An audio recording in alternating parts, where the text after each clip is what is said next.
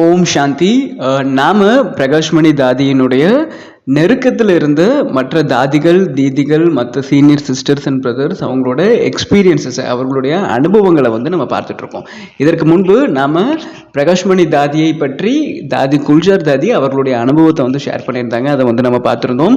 இப்போ நம்ம என்ன பார்க்க போறோம் அப்படின்னா, தாதி ஜானகி அவர்கள் பிரகாஷ்மணி தாதியோடு இருந்த அனுபவத்தை ஷேர் பண்ணியிருக்காங்க. ஸோ அதை இப்போ நாம பார்க்கலாம்.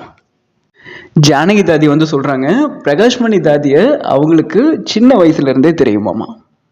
1936 ஹைதராபாத்ல ஓ மண்டலி ஸ்டார்ட் ஆன டைம்லயே தாதி ஒரு சின்ன குமாரியா எக்கியத்துக்குள்ள வந்தாங்க. அந்த டைம்ல தாதி இருந்துட்டு ரொம்ப அன்பாகவும் இறைவன் மீது அதிகமான அன்பு கொண்டவராகவும் பாபாவிற்கு ஒரு கீழ்ப்படிதலான குழந்தையாக இருந்தாங்களாம். பாபாவின் மீது எந்த அளவுக்கு அன்பு இருந்ததோ அதே அளவு பரிவாரத்தின் மீதும் தாதிக்கு அன்பு இருந்ததாம். ஜானகி தாதி சொல்றாங்க, பிரகாஷ்மணி தாதி அவங்களோட என்டையர் லைஃப்லயும் ஒரு டைம் கூட இந்த வீணான விஷயங்கள்ல அவங்களுடைய எண்ணமா இருக்கட்டும், சொல்லா இருக்கட்டும், செயலா இருக்கட்டும் போனதே கிடையாதாம். ஈவன் பிரம்மபாபா அந்த டைம்ல தாதியை தான் அங்க இருக்கக்கூடிய எல்லா டீச்சர்ஸுக்கும் இன்சார்ஜா வச்சிருந்தாராம். பாபா கிட்ட இருந்து வரக்கூடிய ஒவ்வொரு டைரக்ஷனையும் ஒவ்வொரு ஸ்ட்ரீமத்தையும் எப்படி நடைமுறைப்படுத்தணும் அப்படிங்கிறத தாதி கிட்ட இருந்து கத்துக்கிட்டதா ஜானகி தாதி சொல்றாங்க. தாதி அந்த சமயத்துல அங்க இருந்த அனைவருக்குமே ஒரு சாம்பிளாக இருந்தாங்களாமா.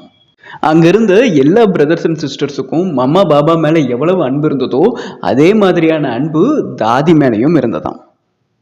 தாதி சொல்றாங்க, அவங்க கராச்சியில இருந்த சமயத்துல பாபா சேவைக்காக நிறைய டைரக்ஷன்ஸ் கொடுப்பாராமா. அதுவும் அந்த டைம்ல சேவை எப்படி இருக்கும்னா, இங்கிலாந்துல இருக்கக்கூடிய கேம்பிரிட்ஜ் யூனிவர்சிட்டிக்கு லெட்டர் போடணும், மகாத்மா காந்திக்கு பாபாவினுடைய அறிமுகத்தை கொடுப்பதற்காக லெட்டர் போடணும். ஸோ இந்த மாதிரியான சேவை எல்லாமே தாதி தான் எக்ஸிக்யூட் பண்ணுவாங்களாமா. பாபா கிட்ட இருந்து வரக்கூடிய ஒவ்வொரு டைரக்ஷன்ஸையும் தாதி அக்யூரேட்டா இம்ப்ளிமெண்ட் பண்ணுவாங்களாமா. கூட இருக்கிறவங்களையும் அதை செய்ய வைப்பார்களாமா. அதன் பிறகு மவுண்ட் அபு வந்ததுக்கு அப்புறம் எல்லாருமே நிறைய விதமான டெஸ்ட் பேப்பர்ஸ் ஃபேஸ் பண்ணாங்க. ஏன்னா கராச்சி நிலப்பரப்பா இருந்தது, மவுண்ட் அபு உங்களுக்கு மலை பிரதேசமா இருந்தது. அந்த டைம்ல நிறைய டெஸ்ட் பேப்பர்ஸ் குழந்தைகள் முன்னாடி வந்தது. அந்த சூழ்நிலையா இருக்கட்டும், அங்க இருக்கக்கூடிய அட்மாஸ்பியரா இருக்கட்டும், இதன் மூலமா நிறைய டெஸ்ட் வந்துதான். ஆனா தாதி ஒவ்வொரு டெஸ்ட்லயுமே ஆடாமல் அசையாமல் இருந்தார்களாமா. ஜானகி தாதி இதை திரும்பவும் சொல்றாங்க, ஒரு டைம் கூட தாதி பார்த்தது கிடையாதாமா. பிரகாஷ்மணி தாதி தேவையில்லாத விஷயங்களை, வீண் விஷயங்களை பத்தி யோசிக்கிறதோ இல்லை பேசுறதோ இல்லைனோ செய்யறதோ இதெல்லாம் எதுவுமே தாதி செய்தது இல்லையாம். தாதி சேவைக்காக எங்கெல்லாம் போறாங்களோ அந்த இடம் எல்லாமே ஒரு சேவை ஸ்தலமாக மாறிச்சாமா. கான்பூர்ல, லக்னோல, பாட்னா, மும்பை இந்த மாதிரியான பல இடங்கள்ல நிறைய பேருக்கு பாபாவினுடைய மெசேஜை எடுத்துட்டு போறதுக்கு தாதி அந்த காலத்துல நிமித்தமாக இருந்திருக்காங்க. பிரம்மபாபா அவ்வியக்தமானதுக்கு அப்புறம் பிராமண பரிவாரம் அனைவரும் ஒருவர் மீது ஒருவர் அன்புள்ளவர்களாக இருக்கணும் அப்படிங்கிறதுல தாதி ரொம்ப அட்டென்ஷன் கொடுத்தாங்களாம். பாபா அவ்வியக்தமானதுக்கு அப்புறம் ஜானகி தாதிக்கு இந்த ஒரு கேள்வி மனதில் இருந்ததாமா, இனி யாரு முரளி படிப்பாங்க அப்படின்ட்டு. ஆனா அவ்வியக்த பாப்தாதா இப்படி ஒரு டைரக்ஷன் கொடுத்தாராமா, ஓல்டு முரளி, அதாவது பழைய முரளிகள் அனைத்தும் திரும்ப ரிவைஸ் பண்ணணும். அதை ரிவைஸ் பண்றது முரளியை படிக்கிறது தாதி பிரகாஷ்மணி படிப்பாங்க அப்படிங்கிறத பாபா சொல்லியிருந்தாராம். அதன் பிறகு 1969 இருந்து மதுபன்ல தாதி தான் காலையில முரளி படிப்பாங்களாம். தாதி முரளி படிக்கும்போது எப்படி இருக்கும் அப்படின்னா, எல்லாருக்குமே பாபாவினுடைய பிரசன்ஸை அனுபவம் பண்ண முடியுமாமா. அதன் பிறகு பிரகாஷ்மணி தாதி ஜானகி தாதியை 1974 அதாவது 1974 வெளிநாடுகளில் சேவைக்காக அனுப்பிச்சு வைக்கிறாங்க. சேவைக்கான விதை வெளிநாடுகளில் அந்த சமயத்தில் தான் போடப்பட்டது. ஜெர்மனியில், ஆப்பிரிக்காவில், கனடாவில், கரீபியனில் இன்னும் நிறைய இடங்களில் சேவை ஆரம்பமானது. ஃபாரின்ல இருக்கக்கூடிய சென்டர்ஸுக்கு லண்டன் தான் ஹெட் குவார்ட்டர்ஸாக இருந்தது. ஜானகி தாதி சொல்கிறாங்க, அதன் பிறகு 4 வருஷம் நான் மதுபனுக்கே வரல, ஃபாரின்ல தான் சேவை செஞ்சுட்டு இருந்தேன். ஆனால் பிரகாஷ்மணி தாதி அடிக்கடி போய் அவங்கள பார்த்துட்டு வருவாங்களாமா. 1977 தாதி ஒரு டைம் லண்டன் வந்திருந்தப்போ ஜானகி தாதி என்ன பண்ணாங்களாமா, அந்த டைம் குளிர் ரொம்ப ஜாஸ்தி இருந்ததுன்னு சொல்லிட்டு காலையில் அந்த அமிர்த வேளா மெடிடேஷன் ரூம்லேயே பண்ணிட்டாங்களாமா. இதை பிரகாஷ்மணி தாதி பார்த்துட்டு ஜானகி தாதி கிட்ட என்ன சொன்னாங்களாமா, பாபா ரூமில் மட்டும்தான் அமிர்த வேளா யோகா பண்ணணும், பெட்ரூம்லேயே யோகா பண்ணக்கூடாது அப்படிங்கிற டைரக்ஷன்ஸ் கொடுத்துருக்காங்க. அதன் பிறகு ஜானகிதாதி சொல்கிறாங்க இதை வந்து அவங்க லைஃப்பில் ஒரு கான்ஸ்டன்ட் ப்ராக்டிஸாக மாற்றிட்டாங்களாமா. எப்போ அமிர்த வேலை யோகா பண்ணுற மாதிரி இருந்தாலும் பாபா ரூமில் தான் அவங்க வந்து யோகா பண்ணுவாங்களாம். நாம் வந்து டிராஃபிக் கண்ட்ரோல் பண்ணுறோம் இல்லையா, இதை வந்து தாதி தான் ஆரம்பம் செய்தார்களாம். தாதி வந்து லண்டனில் இருந்தப்போ ஜானகி தாதி கிட்ட வந்து சொல்கிறாங்க இந்த மாதிரி டிராஃபிக் கண்ட்ரோல் அப்படிங்கிற சிஸ்டம் வந்து நம்ம கொண்டு வரலாம், இந்தந்த டைமில் நம்ம வந்து பாபாவை நினைவு செய்யணும் அப்படிங்கிற ஒரு புது விஷயத்தை தாதி வந்து கொண்டு வராங்க. ஜானகி தாதி சொல்கிறாங்க இந்த மாதிரி பிரகாஷ்மணி தாதி லண்டன் வந்தப்போ ஜானகி தாதிக்கு எப்படி ஒரு ஃபீல் இருந்ததாமா, தாதி வந்தது போலவே இல்லையாமா, பாபா பர்சனலாக ஜானகி தாதியை பார்ப்பதற்காக லண்டன் வந்தது போல தான் வந்து உணர்ந்தாங்களாம். பிரகாஷ்மணி தாதிக்கு எப்போவுமே இந்த டபுள் ஃபாரினர்ஸை பார்த்ததும் வந்து ரொம்ப மகிழ்ச்சி ஆயிருமாமா. அவங்க வந்து அடிக்கடி சொல்லுவாங்களாமா அவங்கக்கிட்ட, உங்களுடைய உண்மையான இடம் வந்து பாரதம் தான், இந்த பிறவியில் சேவைக்காக தான் நீங்கள் இங்கே வந்திருக்கீங்க அப்படின்ட்டு அடிக்கடி டபுள் ஃபாரினர்ஸ் கிட்ட தாதி வந்து இதை சொல்லிகிட்டே இருப்பாங்களாம். தாதியை ஃபஸ்ட்டு டைம் யார் பார்த்தாலுமே எல்லாருக்கும் எப்படி ஒரு அனுபவம் ஆகுமாமா, தாதி என்னுடையவர்கள் அப்படிங்கிற ஒரு ஃபீல் வந்து வருமாமா. யாருக்குமே வந்து நான் புதுசாக ஒருத்தரை பார்க்குறேன் அப்படிங்கிற ஃபீலே வராதம்மா. தாதியினுடைய பார்வையில் அந்த அளவிற்கு ஒரு அன்பு நிறைந்திருக்குமா. 1983 மன்மோகினி தீதி வந்து சரீரம் விட்டதுக்கப்புறம் எல்லாருமே வந்து என்ன யோசிச்சாங்க அப்படின்னா, ஜானகி தாதியை திரும்ப வந்து பிரகாஷ்மணி தாதி மதுபன் கூப்பிட்டுப்பாங்க அப்படின்னு தான் யோசிச்சாங்களாம். ஈவன் ஜானகி தாதியை அப்படி தான் யோசிச்சுட்டு இருந்தாங்களாம். ஆனால் பிரகாஷ்மணி தாதி வந்து என்ன டைரக்ஷன்ஸ் வந்து கொடுத்தாங்களாமா, ஜானகி தாதி கிட்ட நீங்கள் வந்து அங்கேயே இருந்து பாபாவினுடைய சேவை வந்து பண்ணுங்க அப்படிங்கிற டைரக்ஷன் தான் தாதி வந்து கொடுத்தாங்களாம்.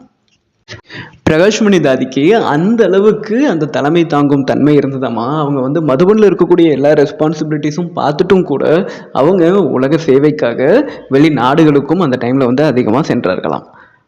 எங்கெல்லாம் தாதி வந்து காலடி எடுத்து வைத்தார்களோ அந்த இடம் எல்லாமும் வந்து சேவை நிலையமாக மாறிச்சான். ஜானகி தாதி சொல்கிறாங்க பிரகாஷ்மணி தாதியினுடைய இறுதி காலகட்டங்களில் கூட அவங்க உடல்நிலை சரியில்லாத சமயத்தில் கூட அவர்களுடைய முகத்தில் வந்து ஒரு சின்ன வருத்தமோ கலக்கமோ தெரியவே இல்லையாமா. அவங்க வந்து அந்த அளவிற்கு பாபாவினுடைய நினைவில் மூழ்கி இருந்தார்களாம். ஜானகி தாதி சொல்கிறாங்க பாபா நாம் எந்த மாதிரி இருக்கணும் அப்படிங்கிறத எதிர்பார்க்கிறாரு அப்படிங்கிறதுக்கு பிரகாஷ்மணி தாதி ஒரு ப்ராக்டிக்கல் ப்ரூஃபாக இருந்தார்களாம். இது பிரகாஷ்மணி தாதியை பற்றிய ஜானகி தாதியின் அனுபவம்.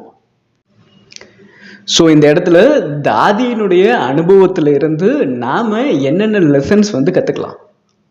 ஃபர்ஸ்ட் ஒன் என்னன்னா, பாபா கிட்ட இருந்து என்ன டைரக்ஷன்ஸ் வந்தாலும் தாதி வந்து அதை உடனடியாக இம்ப்ளிமெண்ட் வந்து பண்ணாங்க. தாதி வந்து யோசிக்கவே இல்லை, இன்னைக்கு பண்ணலாமா நாளைக்கு பண்ணலாமா இல்லை பண்ணவே வேண்டாமா, இந்த மாதிரிலாம் தாதிக்கு எந்த ஒரு தாட்டுமே இல்லை.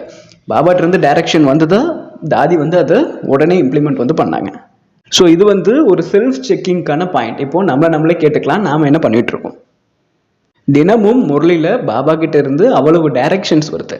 பாபாட்டிருந்து வரக்கூடிய ஒவ்வொரு டைரக்ஷன்ஸையும் நான் வந்து எந்த அளவுக்கு என்னுடைய வாழ்க்கையில் இம்ப்ளிமெண்ட் பண்ணிகிட்ருக்கேன். உடனே இம்ப்ளிமெண்ட் பண்ணுறேன்னா இல்லை லேட் பண்ணுறேன்னா, இன்னும் பண்ணாமல் தள்ளி போட்டுகிட்டே இருக்கேனா. இரண்டாவது லெசன், தாதி எங்கெல்லாம் போனாங்களோ அந்த இடம் எல்லாமே வந்து ஒரு சேவை நிலையமாக மாறிச்சான். பாருங்க தாதிக்கு எந்த அளவுக்கு சக்தி இருந்தது, தாதிக்கு எந்த அளவிற்கு பாபாவின் மீது நிச்சயம் இருந்தது. இந்த பர்டிகுலர் இடம் வந்து பாபாவின் சேவை நிலையமாக மாறும், இங்கே வந்து நிறைய ஆத்மாக்கள் பாபாவினுடைய குழந்தைகளாக மாறுவாங்க அப்படின்ட்டு தாதிக்கு எந்த அளவிற்கு ஒரு திட சங்கல்பம் இருந்தது. இந்த இடத்துல தாதியால் ஒரு விஷயம் பண்ண முடியும் அப்படின்னா ஆப்வியஸ்லி நம்மளாலையும் அந்த ஒரு விஷயத்தை பண்ண முடியும் இல்லையா. ஸோ தாதிக்கும் நமக்கும் என்ன டிஃப்ரென்ஸ் இருக்குது இந்த இடத்துல. ஏன்னா தாதி சேவைக்கான முழு ரெஸ்பான்சிபிலிட்டி எடுத்துட்டாங்க. சேவைக்கான பொறுப்பை தாதி வந்து கையில் எடுத்தனால அவர்களுடைய செயலும் அதே மாதிரி இருந்தது. அவங்க எங்கெல்லாம் போனாங்களோ அந்த இடம் எல்லாமே வந்து சேவை நிலையமாக மாறிச்சு. இந்த இடத்துல நாம் என்ன பண்ணிட்டு இருக்கோம், பாபா நம்மளை நம்பி புது உலகத்தை உருவாக்குவதற்காக வந்திருக்காரு இல்லையா. ஸோ பாபாவினுடைய சேவையில் நான் எந்த அளவிற்கு ரெஸ்பான்சிபிலிட்டி எடுத்திருக்கேன், இது நாமளே செக் பண்ணிக்க வேண்டிய ஒரு பாயிண்ட். சேவையில் நம்மளால் பெரிய பெரிய ரெஸ்பான்சிபிலிட்டி எடுக்க முடியல அப்படின்னாலும் சின்ன சின்ன குட்டி குட்டியான ரெஸ்பான்சிபிலிட்டிஸ் வந்து நம்ம எடுத்துக்கலாம் இல்லையா. நம்ம எல்லாருமே ஏதாவது ஒரு சென்டரோட அசோசியேட் ஆகிருப்போம் இல்லை, ஏதோ ஒரு சென்டருக்கு முரளி கேட்பதற்காக இல்லை யோகா பண்ணுறதுக்காக நம்ம டெய்லி போயிட்டுருப்போம். நான் எப்பப்போ வந்து சென்டருக்கு போகிறேன், ஜஸ்ட்டு போய் முரளி கேட்டுட்டு யோகா பண்ணிவிட்டு போம் கொடுத்தாங்கன்னா வாங்கி சாப்பிட்டு இதுக்காக மட்டும் நான் சென்டர் போகிறேன்னா, இல்லை சென்டரில் நடக்கக்கூடிய அன்றாட சேவைகளில் என்னுடைய பார்ட் வந்து ஏதாவது இருக்கா. சென்டரில் இருக்கக்கூடிய சின்ன சின்ன சேவைக்கான ரெஸ்பான்சிபிலிட்டிஸை நம்ம வந்து எடுத்துக்கலாம் இல்லையா? ஜஸ்ட் அந்த ரூமை வந்து க்ளீன் பண்ணி வைக்கிறது, சேர்ஸ் வந்து அரேஞ்ச் பண்ணி போடுறது, எதுவுமே இல்லைன்னா அங்கே இருக்கக்கூடிய நிமித்தமான சகோதரிகிட்ட சிஸ்டர் ஏதாவது சேவை இருக்கான்னு கேட்டு கூட நம்ம அந்த சேவையை வந்து பண்ணலாம். சென்டரில் இருக்கக்கூடிய சகோதரிகள் தினம் தினம் பாபாவுக்காக சேவை செஞ்சுட்டு தான் இருக்காங்க. அதில் ஏதாவது ஒரு சேவையில் சின்ன ரெஸ்பான்சிபிலிட்டி, சேவைக்கான ரெஸ்பான்சிபிலிட்டியை நீங்கள் எடுத்தீங்க அப்படின்னா வரும் நாட்களில் பாபா உங்கள் மூலமாக எவ்வளவு சேவை செய்வார். இதை பற்றி சற்று நம்ம யோசிச்சு பார்க்கலாம். தாதியினுடைய விசேஷத்தை நாம் நம்முடைய வாழ்க்கையில் நடைமுறைப்படுத்தலாம். நன்றி. ஓம் சாந்தி.